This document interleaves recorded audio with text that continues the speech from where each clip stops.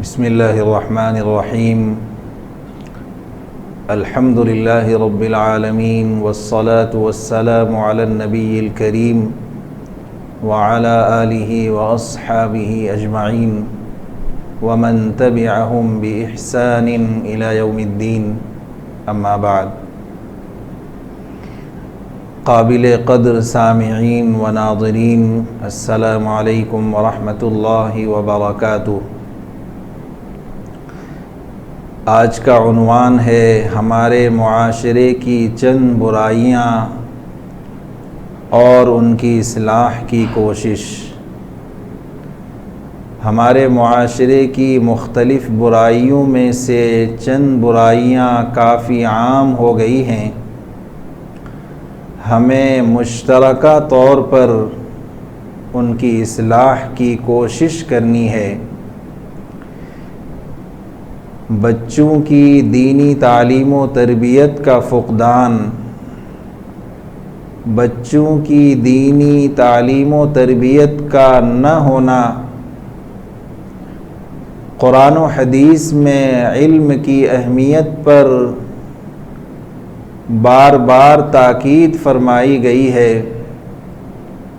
حتیٰ کہ پہلی وحی کا پہلا لفظ اقرأ بھی اسی طرف رہنمائی کرتا ہے، مگر عصر حاضر میں ہم نے ان تمام آیات قرآنیہ اور احادیث نبویہ کا تعلق عملی طور پر دنیاوی تعلیم سے جوڑ دیا ہے۔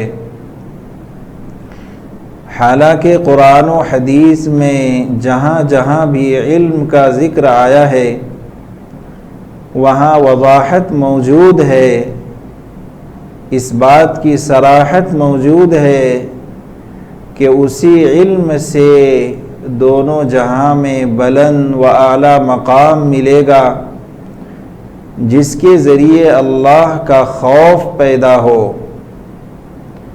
جو تقدیر پر ایمان کی تعلیم دیتا ہو، اور جس کے ذریعے انسان اپنے حقیقی خالق و مالک و رازق کو پہچانے۔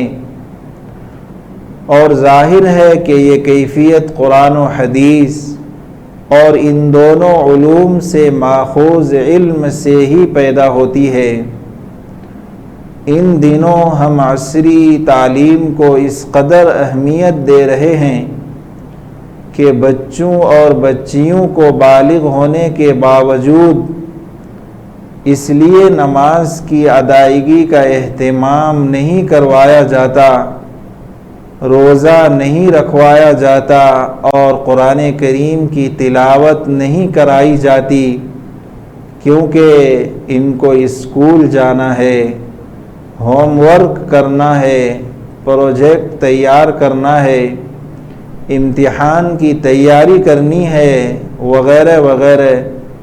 یعنی دنیاوی تعلیم کے لیے ہر طرح کی جان و مال اور وقت کی قربانی دینا آسان ہے، لیکن اللہ تعالیٰ کے حکم پر عمل کرنے میں دشواری محسوس ہوتی ہے، جس کا نتیجہ ہمارے سامنے ہے کہ جو طلبہ عصری درسگاہوں سے پڑھ کر نکل رہے ہیں ان میں سے ایک بڑی تعداد دین کے ضروری مسائل سے ناواقف ہوتی ہے۔ یقیناً ہم اپنے بچوں کو ڈاکٹر، انجینئر اور پروفیسر ضرور بنائیں، لیکن سب سے پہلے ان کو مسلمان بنائیں۔ لہذا اسلام کے بنیادی ارکان کی ضروری معلومات کے ساتھ ساتھ رسول اکرم صلی اللہ علیہ وسلم کی سیرت اور اسلامی تاریخ سے ان کو ضرور روشناس کرائیں، واقف کروائیں۔ اگر ہمارا بچہ ڈاکٹر یا انجینئر یا لیکچرر بنا لیکن شریعت اسلامیہ کے بنیادی احکام سے ناواقف ہے تو کل قیامت کے دن اللہ تعالیٰ کے سامنے ہمیں جواب دینا ہوگا۔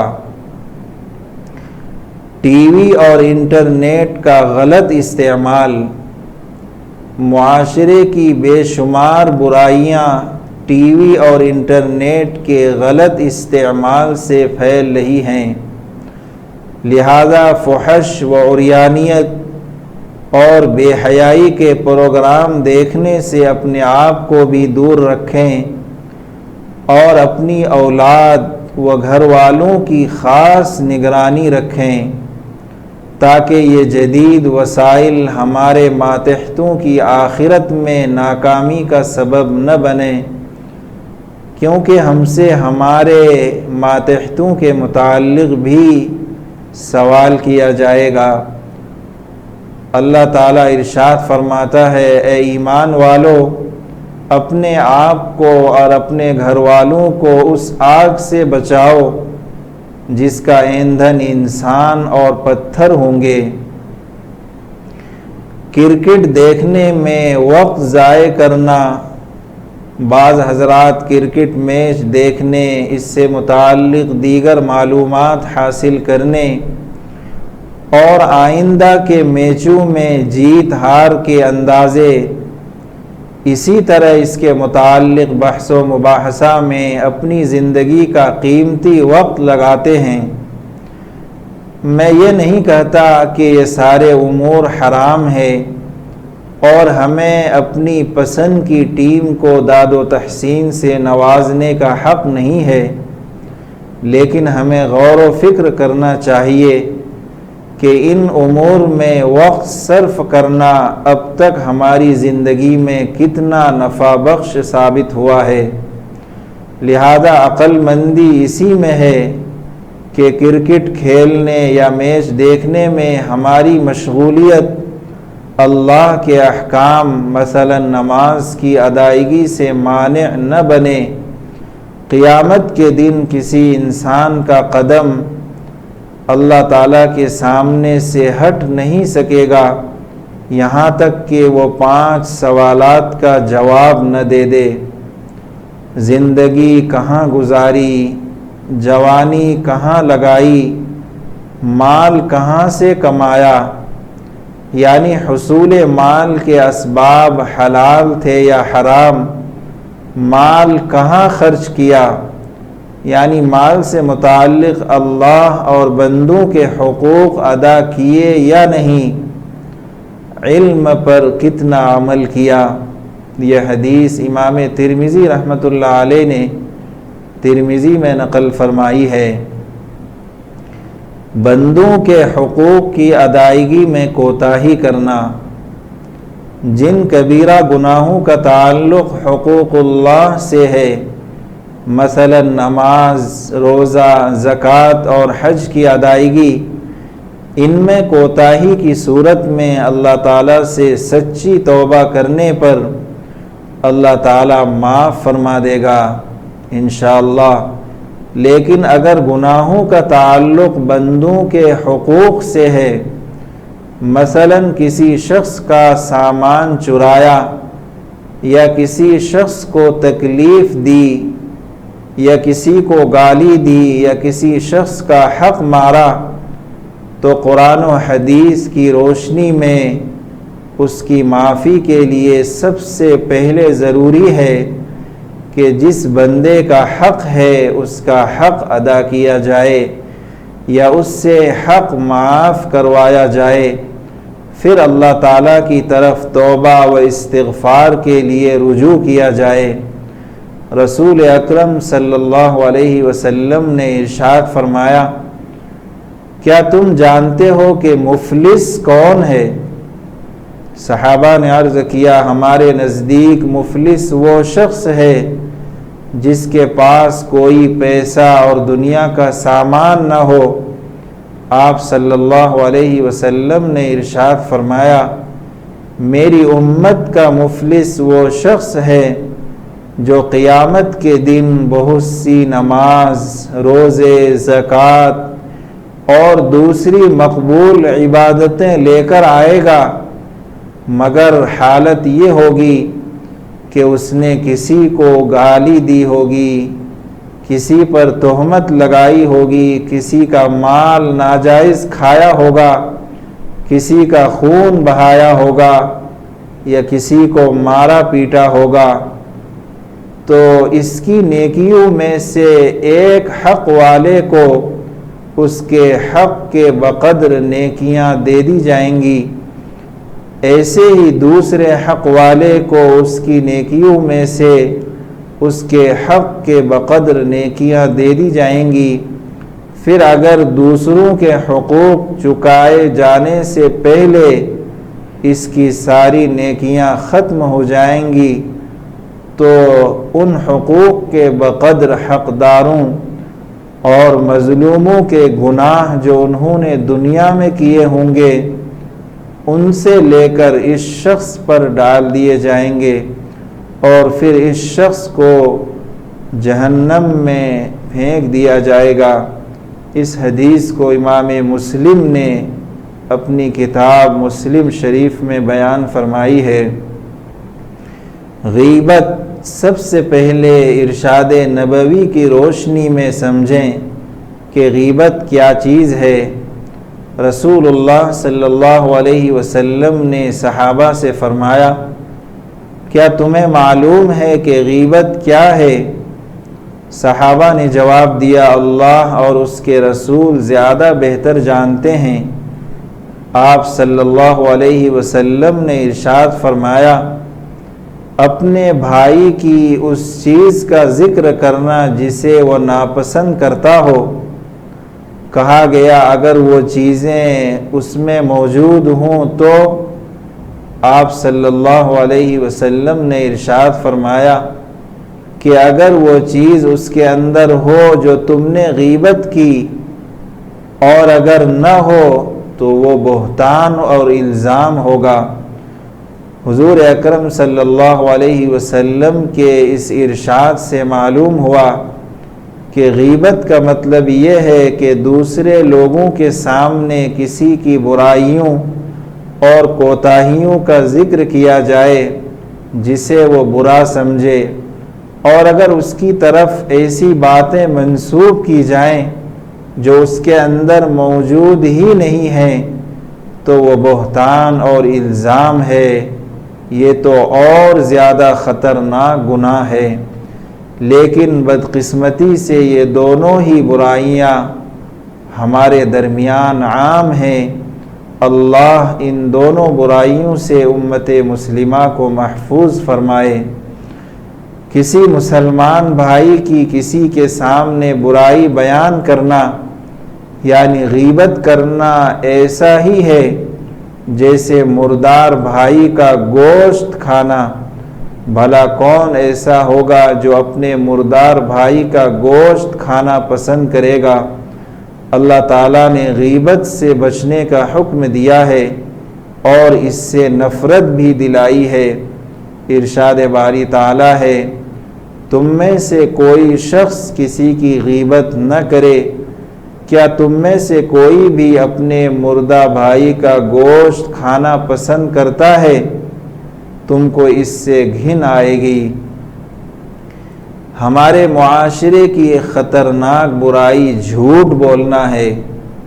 معاشرے کی ایک مہلک بیماری، خطرناک بیماری جھوٹ بولنا ہے، جو بڑا گناہ بھی ہے۔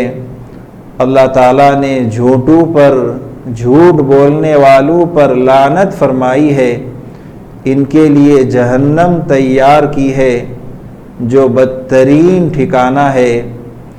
اللہ تعالیٰ نے سورہ احزاب میں ایمان والوں سے خطاب کرتے ہوئے فرمایا کہ اللہ تعالیٰ سے ڈرو اور سیدھی سچی بات کہا کرو۔ جھوٹ بولنے والوں کے متعلق آپ صلی اللہ علیہ وسلم کی سخت وعیدیں بھی ہیں۔ چنانچہ آپ صلی اللہ علیہ وسلم نے ارشاد فرمایا، سچائی کو لازم پکڑو کیونکہ سچ نیکی کی راہ دکھاتا ہے اور نیکی جنت کی طرف لے جاتی ہے، اور آدمی یکساں طور پر سچ بولتا رہتا ہے اور سچائی کی کوشش میں رہتا ہے یہاں تک کہ اللہ کی نظر میں اس کا نام سچوں میں لکھ دیا جاتا ہے۔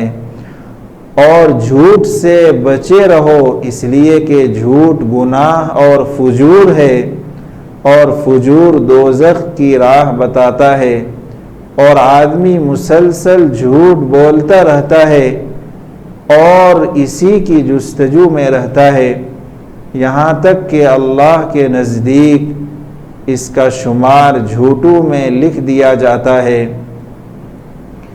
بے پردگی، پاکیزہ معاشرہ اور صاف ستھری سوسائٹی کے لیے عورتوں کو گھروں میں رکھ کر گھریلو ذمہ داریاں ان کو دے دی گئیں، اور مردوں کو باہر کی ذمہ داریوں کا پابند کر کے مردوں اور عورتوں کے باہمی اختلاط سے، میل ملاپ سے حتی الامکان روکا گیا، تاکہ ایک صاف ستھرا اور پاکیزہ معاشرہ وجود میں آ سکے۔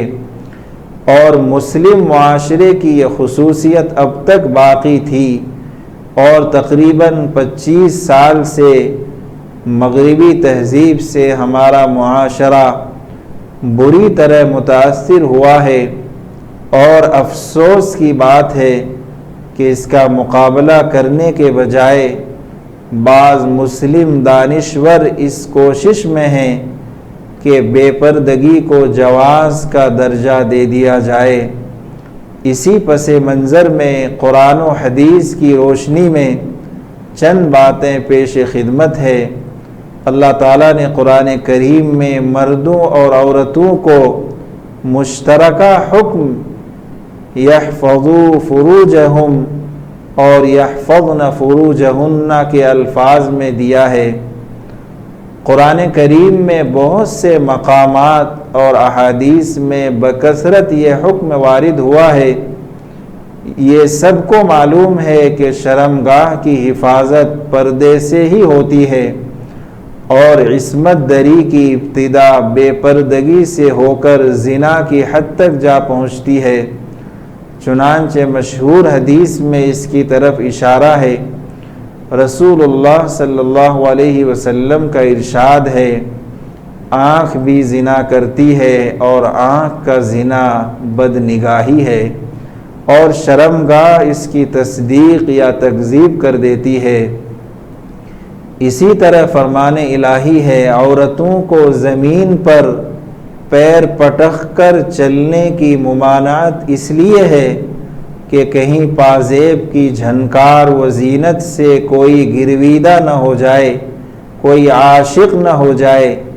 اگر پازیب کی آواز کو پردے میں رکھا گیا ہے تو کیا یہ ممکن ہے کہ ایک عورت کو زیب و زینت کے ساتھ بے پردہ گھومنے کی اجازت دی جائے؟ نہیں، ہرگز نہیں۔ رسول اکرم صلی اللہ علیہ وسلم نے ارشاد فرمایا، جب تم میں سے کسی عورت کو پیغام نکاح دینے کا ارادہ ہو تو اس کو دیکھ لینے میں کوئی گناہ نہیں ہے۔ اس حدیث میں صرف پیغام نکاح دینے والے کو غیر محرم عورت کو دیکھنے میں گناہ سے مستثنی کرنے اور الگ کرنے کا مطلب واضح ہے کہ غیروں کو دیکھنے اور دکھانے میں گناہ ہوگا۔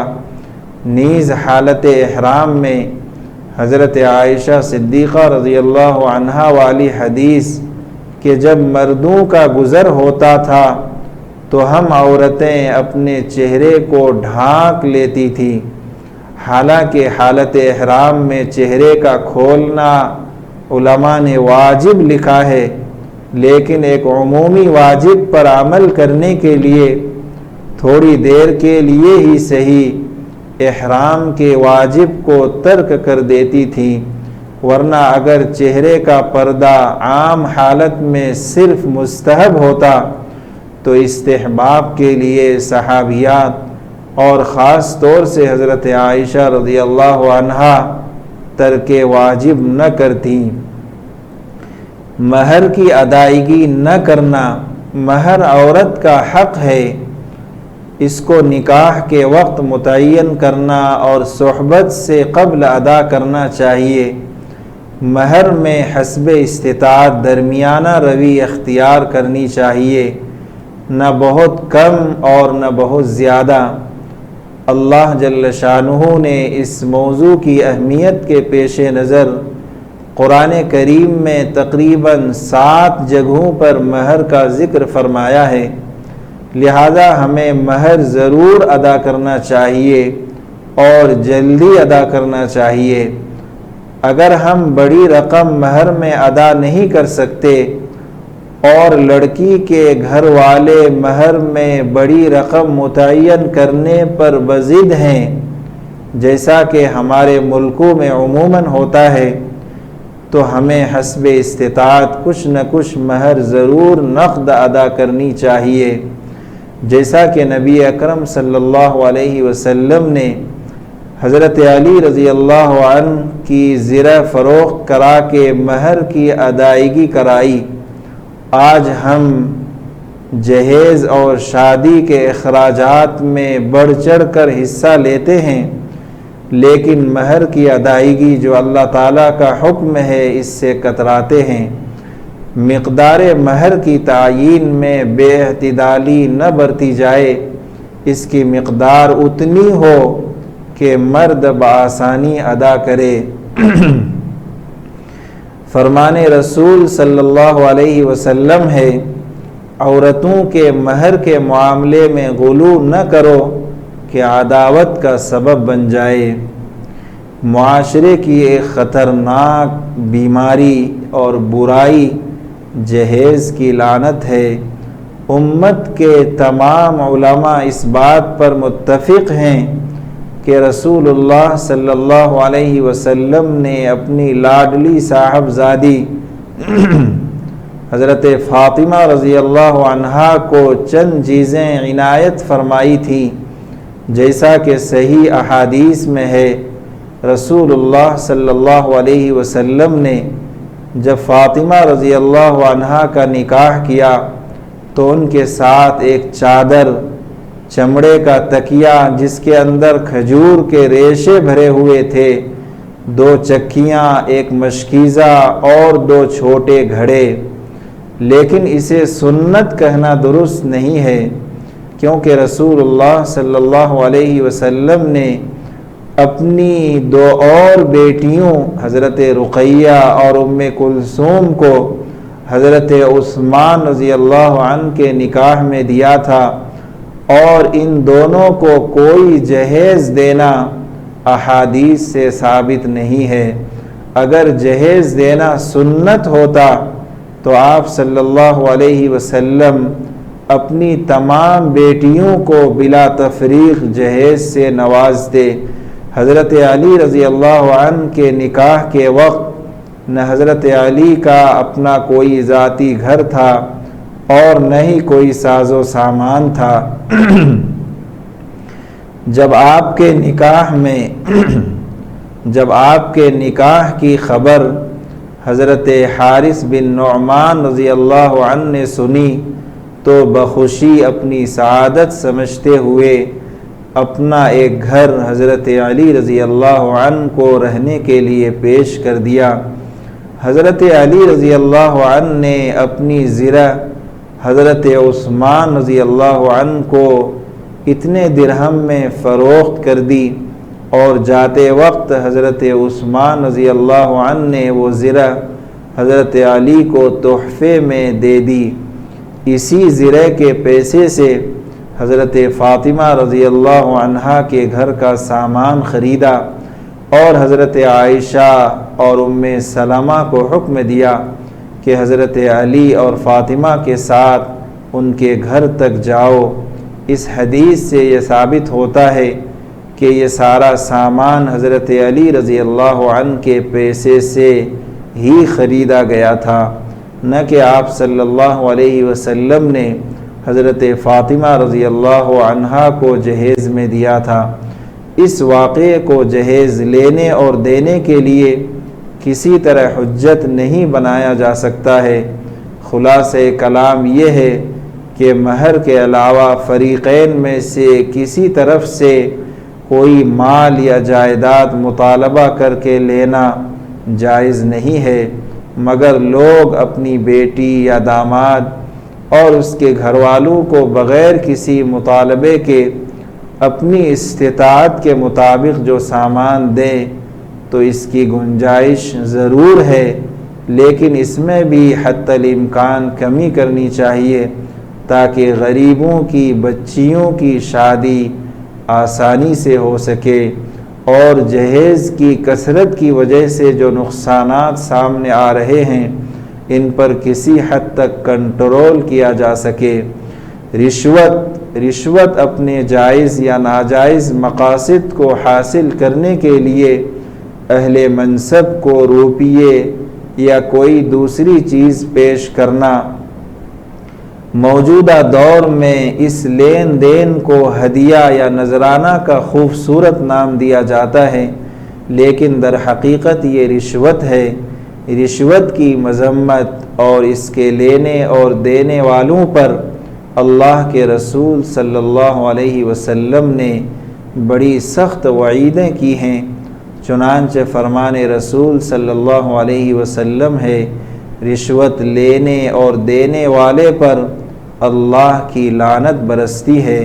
ایک دوسری حدیث میں ہے کہ رسول اللہ صلی اللہ علیہ وسلم نے فرمایا، رشوت لینے اور دینے والا دونوں ہی دوزخ میں جائیں گے۔ اسلام کی نظر میں جس طرح رشوت لینے اور دینے والا ملعون اور دوزخی ہے، اسی طرح اس معاملے کی دلالی کرنے والا بھی حدیث رسول کی روشنی میں ملعون ہے۔ صحابی رسول حضرت ثوبان رضی اللہ عنہ سے روایت ہے کہ رسول اللہ صلی اللہ علیہ وسلم نے رشوت لینے اور دینے والے اور رشوت کی دلالی کرنے والے سب پر لعنت فرمائی ہے۔ حضرت عبداللہ ابن مسعود رضی اللہ عنہ تو یہاں تک فرماتے ہیں کہ قاضی کا کسی سے رشوت لے کر اس کے حق میں فیصلہ کرنا کفر کے برابر ہے، اور عام لوگوں کا ایک دوسرے سے یعنی حرام رشوت لینا ناپاک کمائی ہے۔ رشوت دینے کی گنجائش کب ہو سکتی ہے؟ ایک شخص کا حق ہے کہ جو اسے ملنا چاہیے رشوت دیے بغیر نہیں ملے گا، یا اتنی دیر سے ملے گا جس سے اسے غیر معمولی مشقت برداشت کرنی پڑے گی۔ اسی طرح اس کے اوپر کسی فرد کی طرف سے ظالمانہ مطالبات عائد ہو گئے ہیں اور رشوت دیے بغیر ان سے خلاصی مشکل ہے، تو امید ہے کہ رشوت دینے والا شخص گنہگار نہ ہوگا۔ البتہ اس میں بھی دیانت شرط ہے جس کی ذمہ داری خود اسی پر ہوگی۔ سود یعنی انسانوں کو ہلاک کرنے والا گناہ ہے۔ سب سے پہلے سمجھیں کہ سود کیا ہے۔ اس کی بڑی تفصیل ہے، مختصر یہ ہے کہ وزن کی جانے والی یا کسی پیمانے سے ناپے جانے والی ایک جنس کی چیزیں اور روپیے وغیرہ میں دو آدمیوں کا اس طرح معاملہ کرنا کہ ایک کو عوض کچھ زائد دینا پڑتا ہو، ربا اور سود کہلاتا ہے۔ جس وقت قرآن کریم نے سود کو حرام قرار دیا، اس وقت عربوں میں سود کا لین دین متعارف اور مشہور تھا، اور اس وقت سود اسے کہا جاتا تھا کہ کسی شخص کو زیادہ رقم کے مطالبے کے ساتھ قرض دیا جائے، خواہ لینے والا اپنی ذاتی اخراجات کے لیے قرض لے رہا ہو یا پھر تجارت کی غرض سے لے رہا ہو، نیز وہ صرف ایک مرتبہ کا سود ہو یا سود پر سود۔ مثال کے طور پر زید نے بکر کو 1 ماہ کے لیے 100 روپیے بطور قرض اس شرط پر دیے کہ وہ 110 روپے واپس کرے گا، تو یہ سود ہے۔ بینک میں جمع شدہ رقم پر پہلے سے متعین شرح پر بینک جو اضافی رقم دیتا ہے وہ بھی سود ہے۔ سود کی حرمت قرآن و حدیث سے واضح طور پر ثابت ہے، جس کے حرام ہونے پر پوری امت مسلمہ کا اتفاق ہے۔ اللہ جل شانہ ہم سب کو ان تمام مذکورہ برائیوں سے محفوظ فرمائے۔ اللہ جل شانہ ہم سب کو دین کی صحیح سمجھ عطا فرمائے، کہنے سننے کو قبول فرمائے، کمی اور کوتاہیوں کو معاف فرمائے، دین اسلام کی خدمت اور انسانیت کی خدمت کے لیے ہم سب کو تا حیات قبول فرمائے۔ آمین۔ ربنا تقبل منا انک انت السمیع العلیم وتب علینا انک انت التواب الرحیم، وصلی اللہ تعالی علی خیر خلقہ محمد وعلی آلہ واصحابہ اجمعین برحمتک یا ارحم الراحمین والحمد للہ رب العالمین۔ ہائی ٹیک نیوز کے دینی پروگرام کو پیش کرنے میں تعاون کیا ہے G F group promoters and developers, proprietor Muhammad Abdul Ghani, Hyderabad and Vikarabad. Contact number 9396486622 اور 9652861022۔